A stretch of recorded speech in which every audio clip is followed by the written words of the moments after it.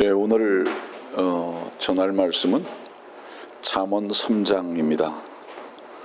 잠언 3장 5절과 6절의 말씀입니다.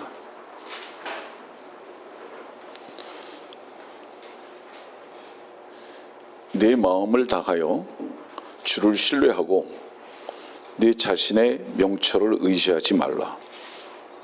모든 길에서 그를 인정하라.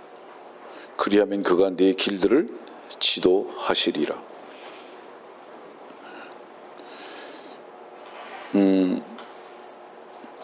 5절의 시작을 마음이라고 말씀하시면서 주를 신뢰하는 것은 마음으로 비롯되는 것이다 라는 말씀입니다.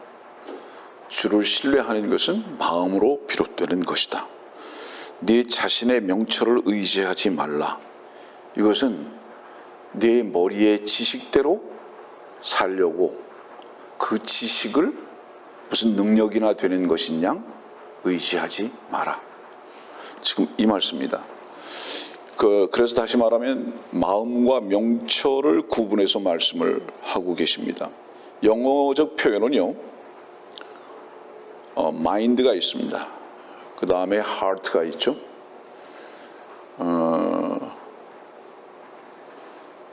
마음과 명철을 구분하라. 예를 든다면 뭐냐면 이런 거예요.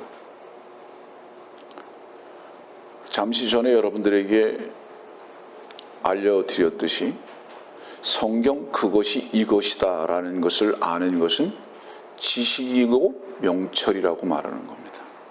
그것이 무엇인 줄 몰랐는데 그것이 저것이구나 라고 하는 거. 전에 설교했듯이 성경에서 7번을 말하는 것은 무엇인지를 몰랐는데 그것이 그것이었구나. 하나님께서 일하시는 것인 것을 알게 되었다. 이거죠. 예를 들어서 772 49 490번을 용서하라는 것이 끝없이 용서하는 것인 줄 알았더니 하나님의 용서는 7000년에 완벽하게 이루어지는 것이구나라는 것을 배웠다. 그러니까 하나님께서 이스라엘을 용서하시는 온전한 용서, 커버넌트를 말씀하시죠. 그것은 생활 가운데에서 우리가 옆에 사람들이 많이 잘못을 해도 그냥 끝없이 용서만 구하면 계속 용서를 해줘라 이런 의미로 생각하고 있었는데 그것이 아니라 일곱으로 일하시는 하나님께서 자유를 선포하시는 바로 그 50년대에 그리고 7회가 계속되는 바로 이때에 이 7000년의 그 천년왕국을 가리키는 거죠.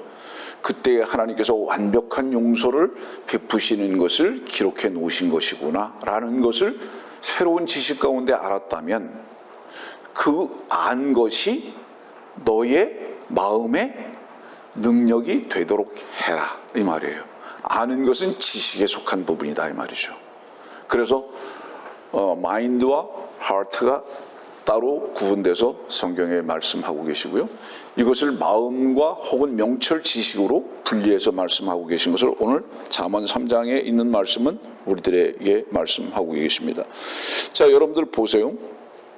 성경을 공부하는 것은 마음을 사용하지 않아도 충분히 가능합니다. 성경을 공부하는 것은 머리만 쓰면 되고 책상 앞에 앉아만 있으면 됩니다. 잘 듣기만 하면 됩니다. 그런데 듣고 공부하는 그 말씀이 생활 가운데 여러분들을 자유케 하고 능력으로 이끌려면 반드시 여러분들이 마음으로 믿어야 되는 겁니다. 이 부분 앞에서 이 구분점을 모르는 것으로 인한 오해가 엄청난 문제를 가져오는 겁니다. 사실은. 교리와 지식이 매우 중요한 것이지만은 그 교리와 그 지식을 머리로만 배우는 사람들이 너무 많아서 그리고 그 머리로만 배운 것을 가지고 만족으로 여기려고 하는 사람들이 너무 많아서 그들의 특징을 보세요, 여러분들. 그들의 특징을 보세요. 머리로 배운 사람들의 공통적 특징 특징은 두 가지가 없습니다. 만족이 없기 때문에 자유함이 없습니다. 충분히 먹은 사람은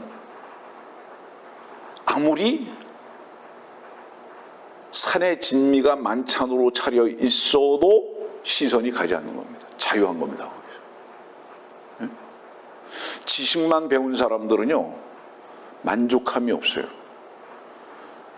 여러분들, 그리스도 안에서 만족하는 사람들의 공통적 특징은 세상을 향해서 개걸들지 않습니다. 절대로. 주님 안에서 그 말씀으로 인해서 먹고 만족한 사람은, 다시 표현합니다, 세상 것에 개걸들지 않습니다. 그런데 지식으로만 성경을 습득한 사람들은 여전히 머리에만 있기 때문에, 마음으로 믿지 않았기 때문에 이 마음에는 뭐만 있는 줄 아십니까? 세상만 있는 거예요. 그러다 보니까 세상에서 자유하지도 못하고 계속 세상만을 향해서 가게 돼 있는 겁니다. 이게 고도의 종교행위입니다.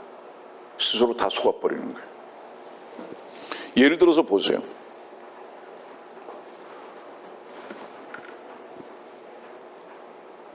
무엇이죠? 물입니다. 물은 왜 있죠? 알게 하기 위한 것이 아니라 마시기 위한 데 있습니다. 맞죠? 이것이 물인지 증유수인지, 이것이 아니면 맑은 무슨 술인지 모르고 마셨다가 취할 수도 있죠. 정확히 알아야 할 필요가 있죠? 맞죠? 비가 온 후에 산에 올라가면 성한 것들이 있습니다. 그게 뭐죠? 독버섯입니다. 이것이 식용버섯인지 독버섯인지는 먹어보기 전에 먼저 어떻게 해야 합니까? 알아야 합니다. 지식적으로. 이거는 먹으면 안 돼. 이거 배워야 되는 거예요. 이것은 먹어도 돼. 배워야 되는 거예요. 그렇죠? 그러나 그 배운 것이 그의 만족이 될 수는 없습니다. 언제 만족이 되는지 아세요? 먹었을 때 만족이 되는 겁니다.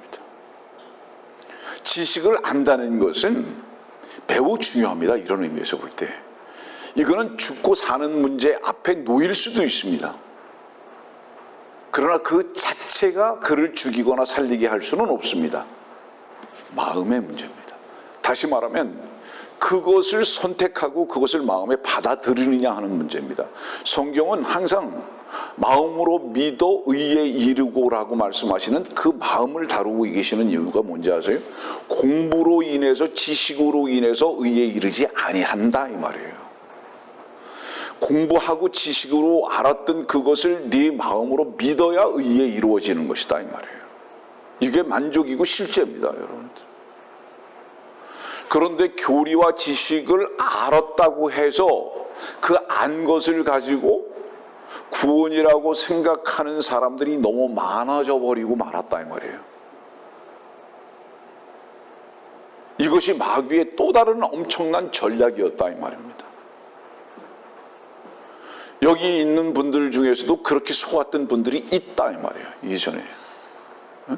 그래서 새로운 지식을 발견한 것으로 인해서 이것이었구나라는 것을 머리에 인식하고 나서 그것을 구원으로 여긴 사람들이 바로 여기 앉아있는 여러분들 중에서도 많이 있었다 이 말이에요. 그러다 보니까 어땠죠? 여러분들 자신을 한 번쯤 처리해 본 적이 없이, 여러분들 자신을 한 번쯤 부인해 본 적이 없이 구원 얻은 것으로 여겨버리고 말았다 이 말이에요. 여러분들 안에 그리스도께서 참 생명과 주가 되심에 대한 분명한 어떤 확증도 없이, 실제적인 마음의 확증도 없이, 능력도 갖지 아니하고 지식을 받아들인 것에 대해서 그냥 그것을 구원의 실제성으로 덥석 인정해버리고 만 사람들이 있었다 이 말이에요. 여러분들 중에서. 그런 사람들은 뭐죠? 지식만 자랑합니다. 바른 지식 중요합니까? 안 중요합니까? 독버섯, 식용버섯 중요합니까? 안 중요합니까? 매우 중요합니다. 그러나 그 지식 자체가 버섯은 아니에요. 하나님께서 하나님의 구원의 말씀과 진리의 말씀을 기록되어 있는 이것을 진리와 능력으로 실제적으로 얻기 위해서는, 하나님과 함께 실제적으로 얻기 위해서는 공부로 되는 것이 아니고 지식으로 되는 것이 아니라 그 공부를 통한 지식이 여러분들의 마음에 와서 실제화돼야 한다 이 말이에요. 오늘 이 잠언에 있는 말씀을 여러분들에게 지금 이렇게 이 시간에 어프로치하면서 시작하는 이유가 있어요. 여러분들은 만족하고 있냐? 주님은 만족이십니다. 지식은 가짜 만족입니다. 왠지 아세요? 지식이 가짜 만족인 그 이유를 얘기해 줄까요? 오늘 배운 것이 내일 또 무엇일까에 대해서 호기심은 갖게 하지만 그 만족으로 인해서 세상을 이기게 하는 이김은 되지 못합니다. 하기 때문에 그 지식은 결코 하나님 자체가 되실 수 없어요. 다른 부분을 좀 잠깐 설명합니다. 그러면 지식이 마음으로 오려면 어떤 과정을 거쳐야 할까요? 자기가 알고 있는 그 지식조차도 껍데기라는 것을, 실상이 아닌 껍데기라는 것을 인정해야 합니다. 그래야 그 지식이 실제화될 수 있습니다. 마음 가운데. 그런데 이것을 부인하기가 얼마나 어려운지 아세요? 사람들은 이렇게 여깁니다. 윤리 도덕적인 부분에서 나쁜 것은 부인하고 버려야 할 것으로 여깁니다. 맞죠? 그것은. 그런데 여러분들이 더군다나 성경의 지식은 버려야 할 것으로 여기지 아니하고 계속적으로 발전시켜 나가야 하는 필연성으로 받아들입니다. 자꾸. 왜냐하면 그것은 고상한 것으로 여기기 때문에. 그러나 지식은 고상한 지식이 없습니다. 그 지식을 여러분들의 마음에 받아들일 때의 만족과 고상함이 되시는 거예요. 왜냐하면 그 고상함은 주님이시기 때문에 그렇습니다. 이런 부분에 대한 분명한 어떤 기점을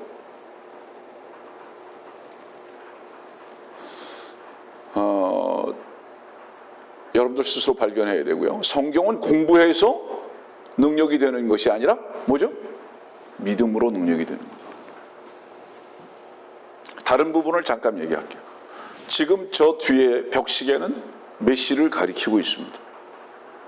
저 벽시계가 저 뒤에 걸려있는 이유는 설교자로 하여금 이 설교가 어느 정도 지났다 하는 것을 알게 하기 위한 사인입니다. 여러분들이 피곤합니까? 저녁에 혹시? 그러면 몇 시나 됐지라고 시계를 보게 됩니다. 어떤 때는 저의 경우를 말하는 거예요. 초저녁부터 피곤할 때도 있습니다. 그러나 전 초저녁부터 피곤해도 잘 잠을 1년에 한 번 정도 있을까? 잘 잠 안 자요. 이유가 뭐냐? 꼭 시계를 봅니다. 그래서 내가 자야 하는 시간을 정해놓은 시간이 있거든요. 그 시간이 되면 비로소 눕습니다. 그리고 좀 덜 피곤하더라도 그 시간에는 눕습니다. 왜? 다음 날의 활동을 위해서. 지식은 꼭 그와 같아요. 몇 시인 것을 가르쳐주는 것과 같은 거예요. 그러면 그것을 가르쳐준 것이 만족하게 하는 겁니까? 아닙니다. 그 시간을 알게 했다면 그 시간에 눕는 것이 그의 만족인 거예요. 그곳으로 데려가기 위한 데 있다 이 말이에요. 다시 말합니다. 너무 진부하게 말하는 것 같지만 이 부분이 너무 중요하기 때문에 그러는 겁니다. 여러분들. 성경의 지식은 절대로 여러분들에게 만족 자체가 되지 못합니다. 그것은 오히려 여러분들의 갈급함만을 계속 요구할 겁니다. 그래서 배우고 또 배우기를 자꾸 요구하는 거예요. 일종의 호기심을 계속 채워나가는 것, 이것이 잘못하면 학교 비즈니스로 바뀌어버리고 말게 되는 겁니다. 이 엄청난 문제, 여러분들이 하나님의 말씀으로, 생명의 말씀으로 빵으로 먹고 배부른다면 만족하는 게 맞죠.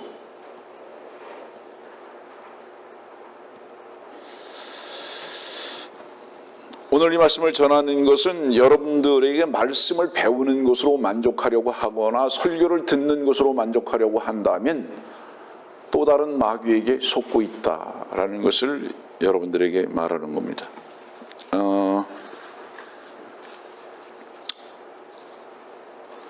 요한복음 7장 말씀 볼까요? 요한복음 7장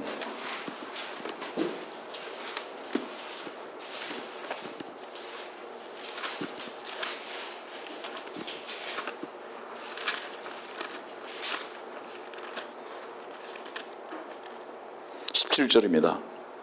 만일 누구든지 그분의 뜻을 행하려고 한다면 그 교리가 하나님으로부터 온 것인지 아니면 내가 내 자신에 관하여 말하는 것인지 알게 되리라.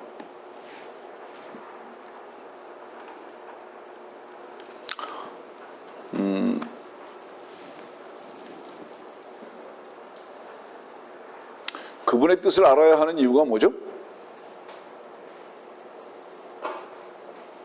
그분의 뜻을 알아야 하는 이유는 그분께서 제시하시는 길을 가야 하기 때문에 그렇습니다. 그분께서 제시하시는 삶을 살아야 하기 때문에 그렇습니다. 예.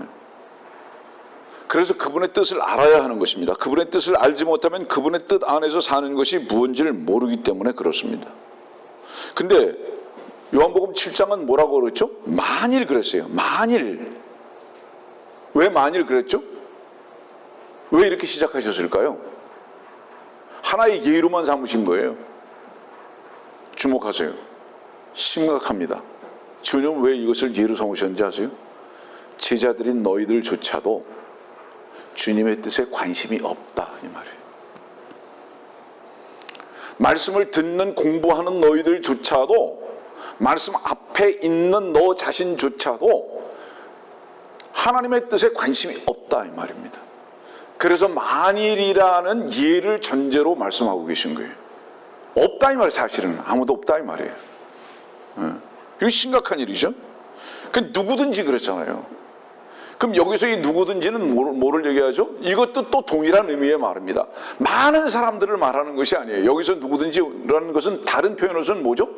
또 없다 이 말이에요. 또 없다. 행하려고 하는 자가 없다 이 말이지. 그러면 이 주님의 뜻에 관심을 가지고 있었던 분은 단 한 분밖에 없었습니다. 그분이 누구였느냐? 히브리서 10장에 보면 주님 한 분뿐이셨어요. 히브리서 10장 한번 봅시다 우리.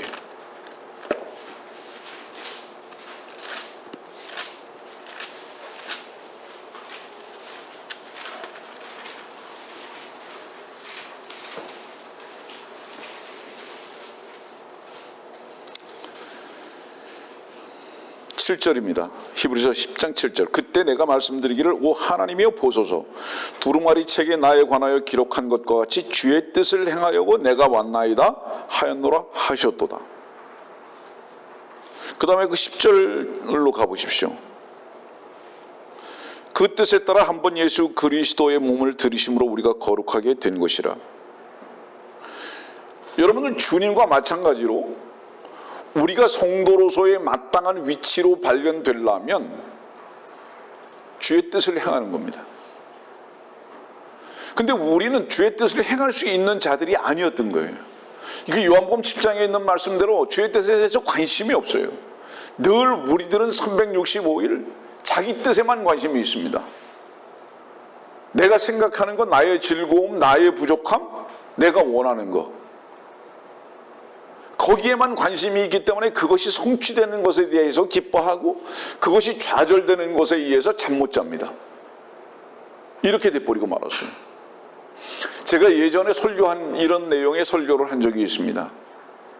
사람들은요 반드시 해야 할 것을 한 가지 정해놓고 있습니다. 그게 뭔지 아세요? 염려입니다. 염려는 반드시 필연적으로 해야 할 것으로 아예 딱 마음에 새겨놓고 있습니다.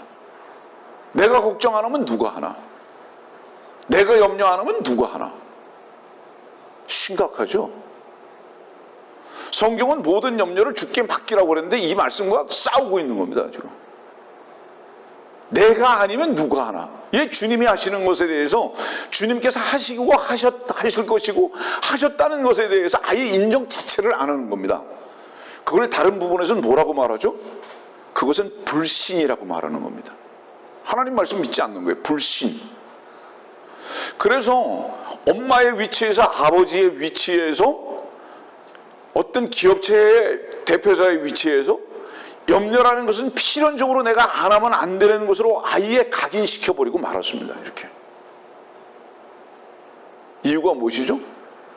자기 소유, 자기의 것, 모든 것이 자기로 인해서 무엇인가 될 수도 있고 되지 않을 수도 있다는 교만으로부터 출발한 그 결과가 염려를 반드시 해야 하는 것으로 여겨버리고 말았던 겁니다. 여러분들, 염려라는 것은 그 어떤 것도 정당화될 수 없는 하나님 앞에서의 불신입니다. 그 어떤 것이든지 간에. 엄마로서, 아빠로서, 기업체의 대표로서, 학생으로서 그 어떤 위치에서도 염려는 결코 해서는 되지 아니하는 하나님을 향한 저항입니다. 그 여러분들은 어떻습니까? 그렇기 때문에 요한복음 7장은 만일이라고 시작하시는 거예요. 하나님의 뜻에 관심이 없다 이 말이에요. 전부 다 자기 뜻에만 관심이 있지 하나님의 뜻에 관심이 없다 이 말이에요. 그래서 만일에 관심이 있다면 어떻다는 거예요? 그러면 그것이 하나님께로부터 온 것인 줄 안다 이 말이에요. 여기서 안다는 것은 뭐를 의미하죠? 순종하게 된다. 그 길을 가게 된다. 관심이 없어요. 그런데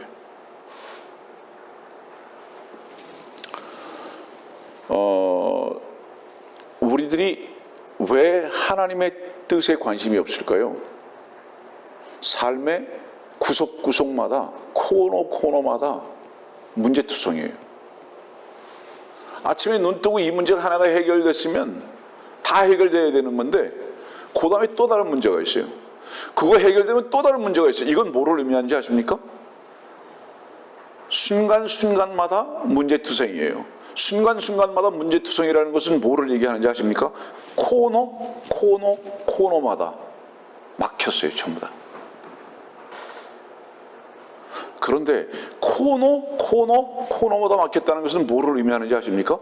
그 코너마다 주님께서 기다리고 계셨다는 것을 의미하는 겁니다. 이 순간에도 뭐가 안 돼. 깜깜해. 이 순간에도 뭐가 안 돼. 깜깜해. 그 코너마다 길이 없어 보이는 바로 그 코너마다 주님이 서서 안내하고 계셨다는 것을 의미합니다. 그런데 그 주님의 뜻에 대해서 관심이 없기 때문에 늘 불안하고 염려만 하고 있었단 말이에요. 왜 막혔지? 왜 안 되지? 이 문제는 왜 이렇게 발생했지? 이것이 우리 인간들의 교만성을 극렬하게 보여주고 있는 겁니다. 극명하게 보여주고 있는 거예요. 우리가 그렇게 살고 있다 이 말이에요.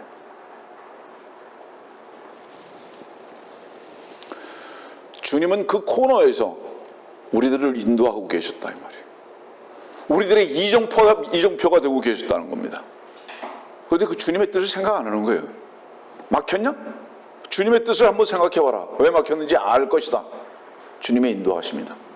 지금 이 말씀에 요한복음 7장은 주님의 뜻이 관심이 없어요. 나는 코너가 없기를 바라는 거예요. 대로가 쫙 뚫리기를 요구하는 거예요. 그게 무슨 말이죠? 넓은 길이죠. 여러분들 성경을 보면 시편 22편은 벌레로 드려집니다. 주님께서. 우리 자신의 모습이에요.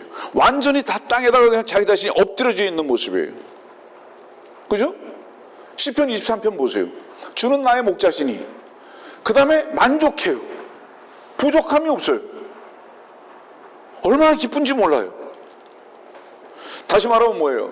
땅에 완전히 머리를 박고 있다가 딱 주님 앞에 만족으로 서 있는 모습이에요. 시편 23편. 그 다음에 시편 24편 가보세요. 시편 24편은요 얼마나 담대한지 몰라요. 재판장의 위치에 있는 거예요. 대단해요. 그런데 시편 25편에 또 다른 문제가 생기죠. 무릎이 딱 꺾여져 버리는 거예요. 오 주여, 다시 그분을 찾아요. 문제가 왔죠. 이렇게 성경에 22편, 23편, 24편, 25편을 연이어서 주께서 기록해 놓으신 이유 자체가 뭔지 아세요? 그리스도인은 언제나 떨어졌다 올라갔다, 넘어졌다 일어났다, 좌절되었다 승리했다, 계속 그렇게 산다. 이유가 뭔지 아느냐? 그러지 않으면 너희들이 절대로 나를 찾지 않는다. 지금 이 말씀의 내용이 그거예요. 그래서 22편, 23편, 24편, 25편을 연이어서 이렇게 기록하시는 이유가 교리적으로 다른 의미가 있지만은 우리의 삶에서 이렇게 적용되어지기를 원하시는 거예요, 주님은. 인생의 삶이라는 것이 원래 이렇게 바다에 파도 치듯이 이렇게 치는 것이다. 바람도 불고 침몰할 것도 같고 좌절하고 죽고 싶고 때로는 끝내고 싶고 그러다가 금방 또 온 나라 사람들이 다 알게 웃어버리고 싶기도 하고 변덕쟁이의 삶을 살 수밖에 없는 인간들아 말이에요. 이건 뭐 어때요? 요만한 거 가지고 했다가 또 요만한 거 가지고 죽고 싶어 했다가 얼마나 우리의 마음이 가벼운지.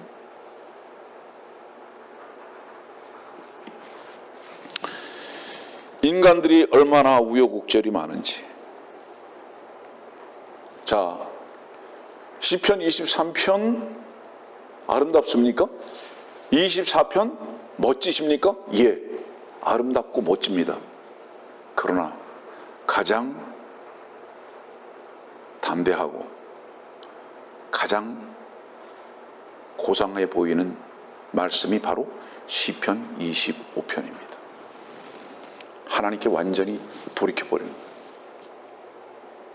우리가 그 기도를 할 수만 있다면.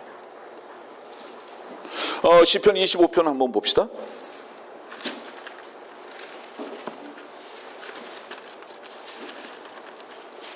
시편 25편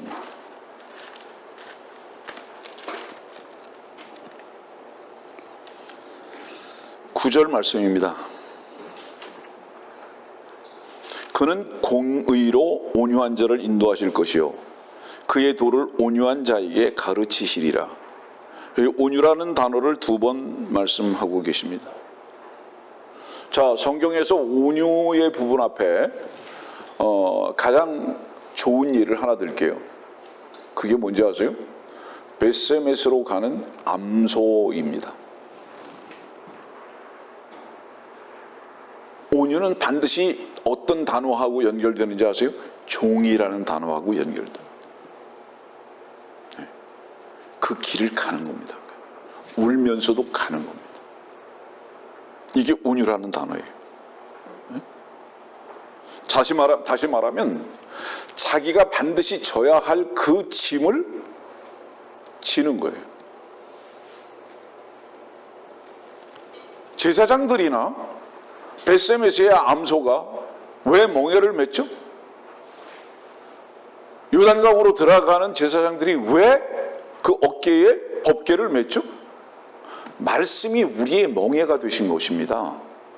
그러니까 주님께서는 우리의 멍에가 되신 이유는 뭐냐면 그 말씀과 우리를 분리치 않게 하시기 위해서 우리에게 짐을 져주신 것인데 그 짐은 쉽고 가벼운 것이지 결코 우리들에게 억압하고자 하시는 것이 아니었다. 길을 잃어버리지 않게 하시기 위한 주님의 사랑의 섭리였다 이 말이에요. 근데 우리는 이것을 언제나 벗어버리기만을 요구한다 이 말입니다. 우리 삶에 우리의 목적과 우리가 정해놓은 그 길만을 가기를 원한다 이 말이에요. 제가 한국에 와서 한 가지 좋은 문화생활을 하는 게 하나 있는데 뭐냐면 미국에서 없던 텔레비를 보고 있습니다. 예, 아주 좋은 문화생활을 하고 있는데 제가 좋아하는 프로그램은 거의 유일하게 동물들에 대한 이야기인데 공통적인 걸 하나 발견했어요.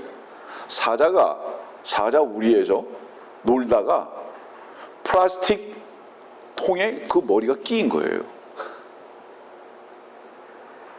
이야, 길을, 이건 뭐, 어디가 어딘 줄 압니까? 가다가 부딪히고, 뭐, 난리법석이죠. 예? 먹이를 주면 먹을 수가 있습니까? 그렇게 크지 않은 그 집에서 기르는 강아지가 플라스틱 통에 꽉 끼었어요, 얼굴이. 그래가지고 25일 동안 물도 못 마시고 먹을 것도 못 먹고 돌아다니는 거예요.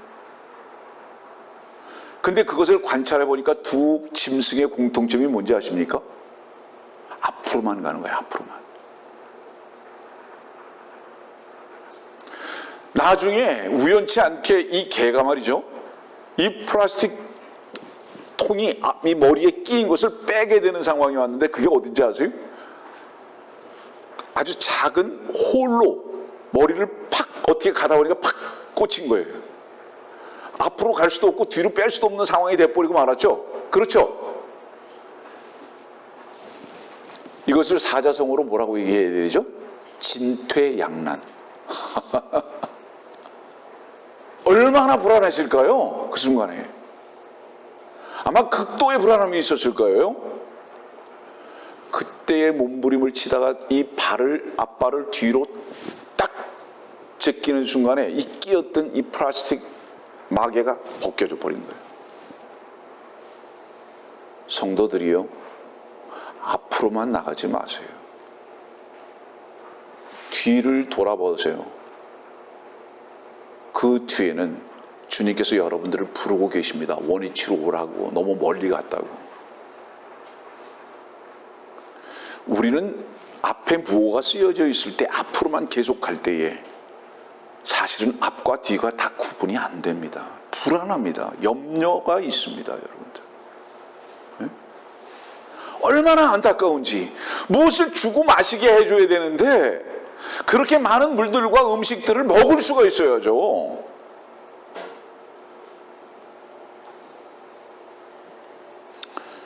자, 온유가 뭔지 아세요? 계속 여러분들이 생각을 가지고 앞으로만 치달리는 것을 말하지 않아요. 요한복음 7장 아까 봤죠? 뭐죠? 하나님의 뜻을 정말 한번 심각하게 생각도 해보세요. 그러면 하나님께서 뭐라고 여러분들에게 이정표를 보여주실지 아십니까? 그만 앞으로 가지 말고 뒤로 좀 빼라. 세상적인 추구와 성공이 너를 살리는 게 아니다. 너무 멀리 왔다. 이렇게 말씀하실 거라고요. 히브리서 12장 한번 봅시다.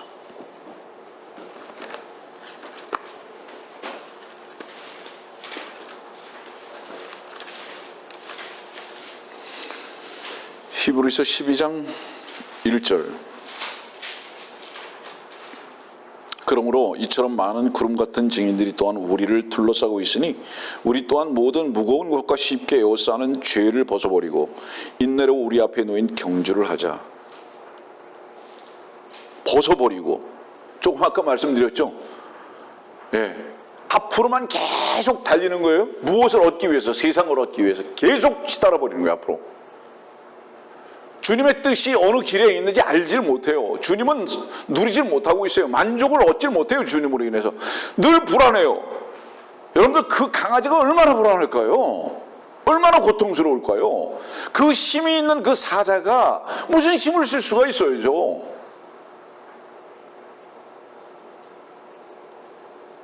여기 보니까 벗어버리라고 그래요. 벗어버리고, 무거운 것과 쉽게 에워싸는 죄를 벗어버리고. 여러분들을 무겁게 하는 게 뭐냐 이 말이에요.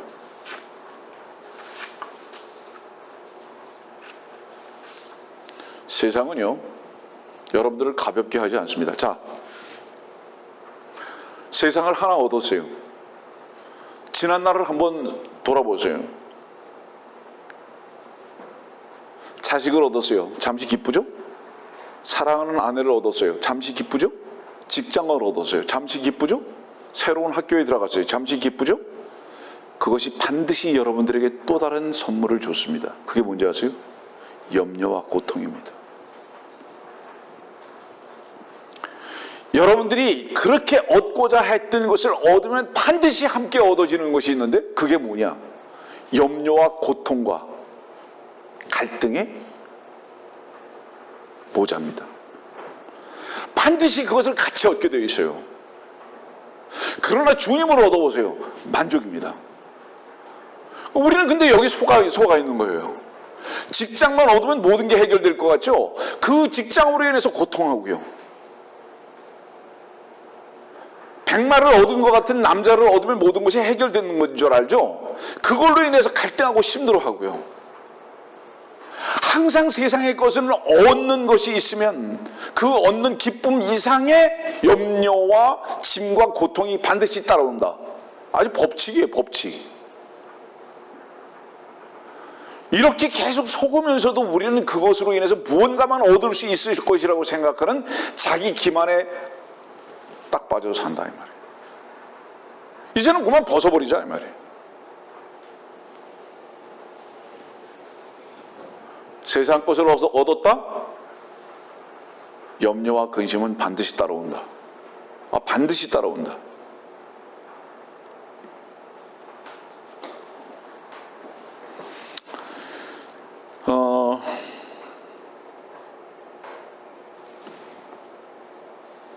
시편 27편으로 다시 갑시다. 27편 14절입니다. 너는 주를 기다리라. 담대하라. 그리하면 그가 내 마음에 힘을 주시리라. 내가 말하노니 주를 기다리라. 시편 31편 24절 담대하라. 주를 바라는 너희 모든 자들아. 그가 너희 마음에 힘을 주시리라. 이 시편 27편과 31편의 동일한 단어는 뭐죠? 마음에 힘을 주시리라. 그리고 또 하나가 있죠? 담대하라. 하나님께서 여러분들의 마음에 역사를 하시면 반드시 그 증거가 나타나는데 담대하게 된다. 왜 담대하게 되죠? 능력의 주님을 얻었기 때문에. 자,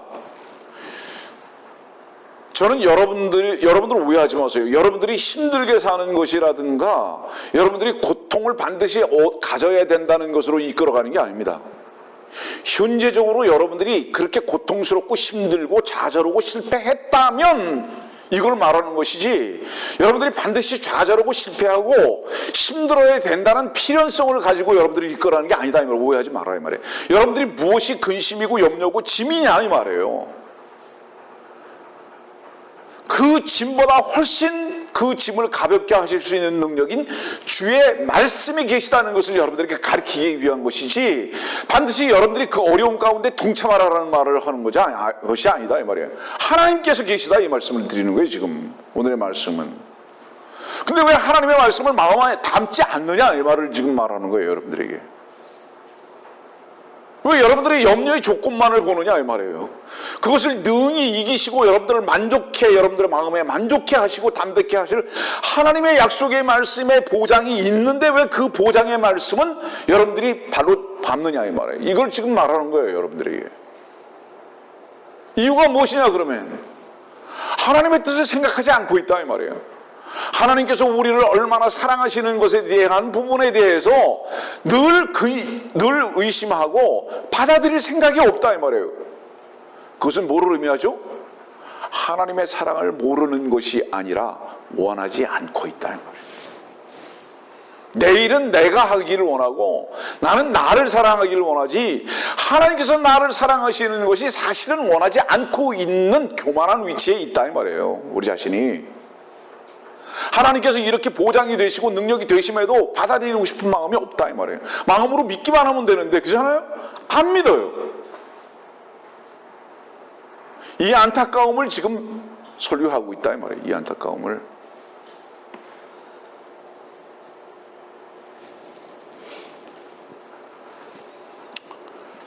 여호수아 1장은 뭐로 시작하죠? 여호수아에게 주님께서 이렇게 말씀하시잖아요. 강하고 담대하라고. 왜 그러죠? 무슨 문제가 있다는 거죠. 그러면 여호수아한테 강하고 담대하라고 말씀하신 그 이유가 뭐예요? 아마 7절 말씀일 거로 기억하는데 그 말씀을 하신 이유가 뭐죠? 그 일보다 더 강하고 그 일을 능히 깨부술 내가 있다. 네가 그것을 네 마음에 믿는다면 네 마음에 담대함이 생길 것이다. 지금 이 말씀이죠. 이 약속이죠. 그리스도인은 약속으로 그리스도인이 되었고 그 약속 하나를 믿고 소망하고 그 약속의 말씀 속에서 하나님의 사랑을 발견하는 자들이다. 예? 그래서 우리들에게는 어떤 환경의 개선이 필요한 것보다는 그 모든 환경 가운데에서도 만족과 위로가 되시고 능력이 되시는 주의 말씀 하나가 우리 마음 가운데 믿어지는 바로 이 능력을 필요로 하는 자들이다 이 말이에요. 이걸 성경을 공부하는 것으로 끝내지 말고 이것을 마음에 받아들이고 믿는 자들까지 믿는 것으로 나가야 하는 것을 지금 설교하고 있다 이 말입니다.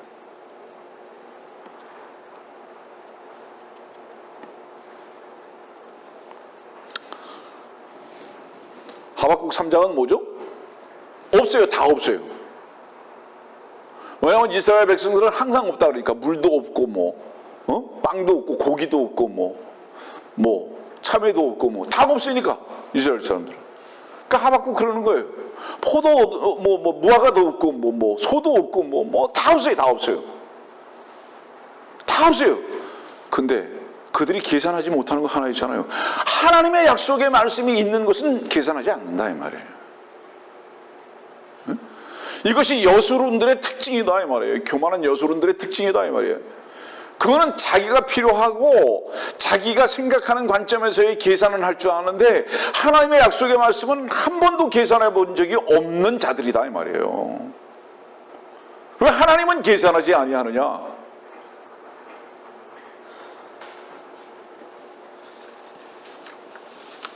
우리는 무엇을 믿는 자들이죠? 주께서 우리의 모든 책임이 되시는 것을 믿는 자들이죠. 응? 시편에 특별히 셀라라는 단어가 많이 나오죠. 이 셀라라는 단어는 히브리 원어에 보면은 그 뜻이 침묵하다라는 뜻입니다. 침묵하다. 근데 놀랍죠. 셀라는 죄 재림 때에 피난처가 되는 그 장소를 또한 가리키고 있는 것을 여러분들은 배웠습니다. 왜 침묵하게 되죠? 그 장소에서 그때의 이유가 뭐죠? 하나님께서 모든 보장인 것을 실제적으로 얻고 누리면서 사는 거예요. 그러니까 셀라가 돼버리는 거예요. 다윗의 시편의 마지막에 가장 아름다운 노래 셀라. 셀라. 주께서 우리들에게 무엇을 요구하시죠? 침묵하라. 진정한 기도는 뭔지 아세요? 침묵입니다. 그분께 맡기는 거예요. 그래서 우리는 참된 기도를 언제 할 수 있는지 아세요? 주께서 이 땅에 왕으로 오셨을 때입니다. 그땐 참된 기도가 있어요. 그 참된 기도가 뭔지 아세요? 셀라. 우리 침묵하게 됩니다. 그분만 말씀하시는 거예요. 이것이 마태복음 17장에 나타나잖아요. 그죠? 모세도 있고 엘리야도 있고 베드로도 있고 다 있어도 다 침묵해요. 오직 너희는 아들의 음성만 들어야 되는 거예요. 이것이 마태복음 17장이 천년의 왕국의 시작의 도래인 것을 증거하는 거예요. 이때 뭐예요? 모든 사람들은 셀라 이렇게 되는 거예요. 전부 다 입이 없어요. 그때는 주님 한 분만 입이십니다. 왜? 그 입에서 나오는 말씀만이 능력이시고 그 약속의 말씀만이 실질적으로 우리의 만족이시고 우리의 인도자가 되시고 우리의 기쁨이 되실 것을 가르쳐주고 계시다. 셀라. 셀라.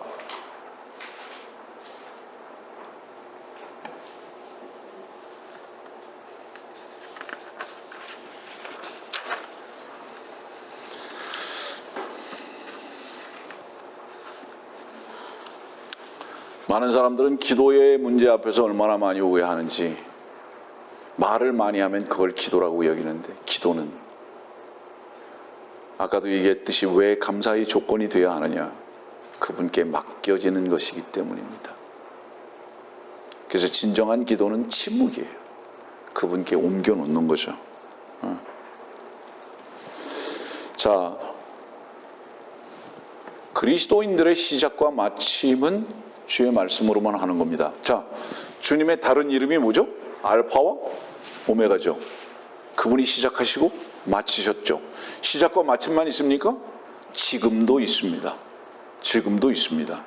그분이 알파와 오메가신 것을 믿는 자들은 지금도 그분만이 살아계심을 믿습니다.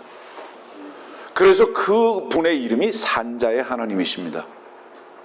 산자들은 하나님 한 분만 영원하시기 때문에 그 하나님 안에서 사는 법을 배웁니다.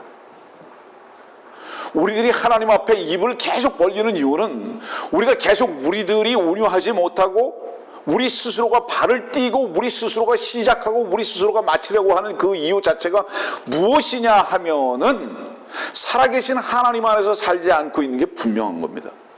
우리가 구원받고 거듭났다고 하면 그 새 생명으로 사는 게 확실하다면 현재도 알파와 오메가 되신 그분 안에서 산다 이 말이에요.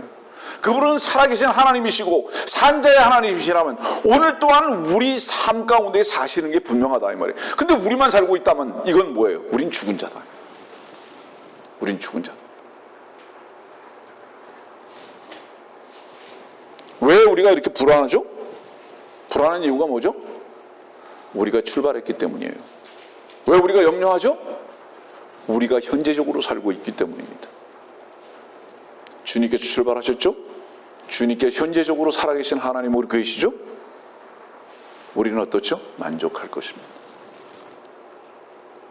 가만히 있어요. 사람들이 이렇게 말할 수 있어요. 왜 가만히 있냐고. 여러분들 뭐라고 말해야죠?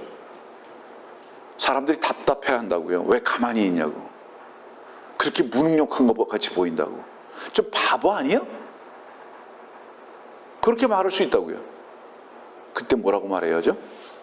하나님께서 시작하라고 하지 아니하시기 때문에 이렇게 답변할 수 있어야 됩니다. 그렇잖아요. 가만히 있다가 갑자기 뛰어나가요.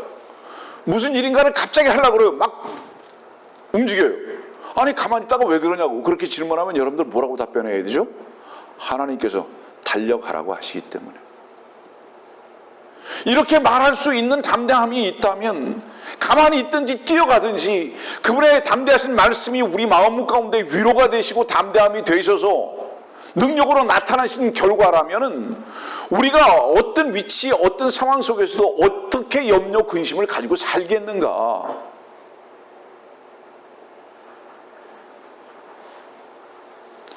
아까도 말했지만 시편 25편 뭐라 그러죠? 종일 주를 기다린다고. 왜 기다리죠? 주께서 가라고 말씀 안 하시니까. 뭔가 제시하지 않으시니까.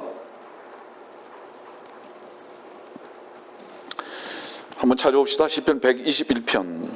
시간이 또 많이 가서 말씀을 줄여야 되겠네요. 또 시편 121편.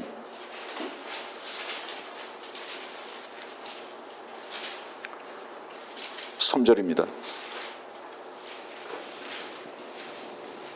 그가 너의 발을 실족시키지 아니하실 것이며 너를 지키시는 그는 졸지 아니하시리로다. 여러분들, 이 실족시키지 아니하실 것이며 라는 이 말씀은 뭔지 아세요? 여러분들이 행하는 길이 불안하지 않다 이 말이에요. 염려가 생기지 않는다 이 말이에요. 내일 그 일이 이렇게 되면 어떡하지? 저렇게 되면 어떻게 하지? 그럴 염려 필요 없다 이 말이에요. 이유가 뭐죠? 주의 말씀은 내 길의 등이요 내 길의 빛이시니까. 그렇잖아요. 그러니까 불안하지 않다 이 말이에요. 그 말씀을 따라서 움직이니까 실족할 수가 없다 이 말이에요. 너를 지키시는 그는 졸지도 아니하시리로다. 자, 여러분들 왜 그분이 졸지 않죠? 그분이 졸지 않는 이유가 뭐예요? 그분이 졸지 않는 이유는요, 여러분들을 사랑하고 지켜야 하시기 때문인 거예요. 아세요? 그분이 졸지 아니하시는 이유, 여러분들을 보고 계셔야 하기 때문에, 여러분들의 안전의 보장이 되셔야 하기 때문에. 근데 성경이 이렇게 있으면 뭐합니까? 이렇게 배우면 뭐합니까? 마음에 믿지 않는다 이 말이에요. 마음에 담지 않는다 이 말이에요. 이 문제죠. 보통 사람들이 그러잖아요. 그런 찬송 있죠? 거룩한 길 다니리, 그런 찬송 있잖아요. 거룩한 길 다니리. 거룩한 길이 뭔지 아세요, 여러분들? 출발을 여러분들이 하는 게 아니에요. 거룩한 길은 내가 곧 길이요 하신 바로 그 길이에요. 거룩한 길은 출발이라는 그 문을, 주님의 문을 통과하는 거예요. 거룩한 길은 그 문을 통과하고 주께서 말씀으로 인도하시는 그 길에 따라서 발걸음을 옮기는 거예요. 이게 거룩한 길이에요. 그 길에서는 거룩한 자들만 만나요. 그 길에서는. 근데 각자 자기의 생각에 따라서 길을 가죠. 그래서 악인, 죄인은 그 길을 버리라고 말하는 거예요. 네? 말씀을 정리할게요. 시편 36편 10절 말씀 봅시다. 시편 36편 10절. 오 주를 아는 자들에게 주의 자애를 계속 베푸시며 마음이 정직한 자들에게 주의 의를 베푸소서. 어떤 사람이 정직한 걸까요? 이 말씀만 전하고 마칠게요. 마음이 정직한 자들에게 주의 의를 베푸소서. 이 정직한 마음은 두 마음이 아닌 한 마음을 품은 것을 말하는 겁니다. 한 가지 마음밖에 없어요. 그 마음이 뭐죠? 주의 말씀만을 이 마음에 담고자 하고 그 말씀으로만 행하려고 하는 만족한 마음을 가리킨 겁니다. 그 야고보서 1장에 있는 말씀은 뭐라고 말씀하죠? 거기에 따라서 다른 말씀하죠. 야고보서 1장 너무 여러분들 잘 아시는 거니까 8절 말씀이죠. 야고보서 1장 8절 6절부터 보겠습니다. 오직 믿음으로 구하고 아무것도 의심하지 말라. 의심하는 자는 마치 바람의 일을 요동하는 바다 물결과 같으니 그 사람은 주께로부터 어떤 것이든 받으리라 생각하지 말라. 두 마음을 품은 사람은 그의 모든 길에 안정이 없느니라. 어떤 사람이 교만하고 교활한 사람이냐? 두 마음을 품은 사람이다. 두 마음을 품은 사람은 쉽게 표현할 거예요. 발 둘을 양쪽에 다 딛고 있는 겁니다. 그래서 이쪽이 내게 유익할 것 같으면 그쪽에 옮겨 타는 거예요. 좌쪽이 나에게 기쁨이고 유리할 것 같으면 그쪽으로 옮겨 타는 거예요. 언제나 기회주의적인 삶을 사는 겁니다. 다시 말하면 자기의 즐거움의 이익의 기준에 따라서 선택되어지는 바로 이 마음을 가지고 있는 겁니다. 가장 믿을 수 없는 사람, 기회주의자, 위선자, 그런 사람들은 바람에 밀려 요동하는 바다 물결 같다. 항상 왔다 갔다 해야 되니까 주께로부터는 무엇인가 얻으려고 생각하지 말라.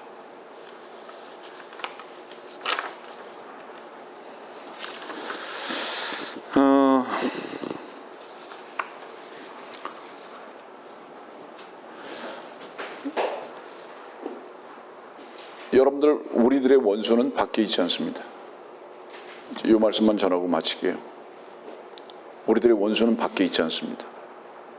우리들의 원수는 우리 마음에 있습니다.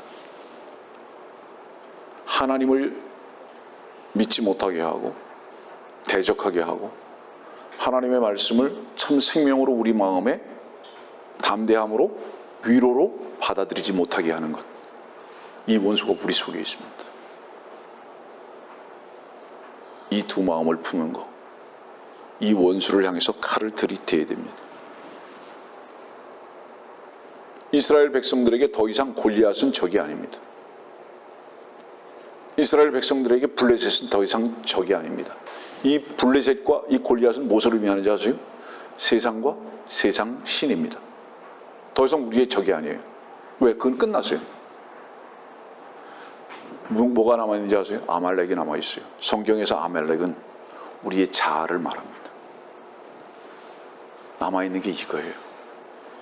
이것이 우리의 적이에요. 이것이 우리의 원수고 하나님의 말씀의 검으로 이 원수를 향해서 피를 봐야 합니다. 말씀의 검으로. 그래서 이 말씀의 검으로 피를 본다는 것은 뭐냐면 이 내 마음의 교만의 이 원수를 십자가로 가져나가서 자기 자신을 부인하는 것을 행해야 됩니다. 그래서 주님을 따르려면 내 십자가를 지지 아니하면 따를 수 없습니다. 여러분들, 주님의 가장 큰 초청과 음성이 왜 들리지 않을까요? 주의 말씀이 왜 여러분들의 마음에 안착하지 못할까요? 다른 거 없습니다. 여러분들의 생각의 음성이 주의 크신 음성보다 훨씬 크기 때문에 그 생각에만 귀를 기울이고 마음을 열어놓고 있기 때문에 주의 말씀의 보장이 여러분들에게 더 이상 능력이 되지 못하는 것입니다. 우리는 이렇게 기도해야 합니다. 상황 변화? 조건의 개선?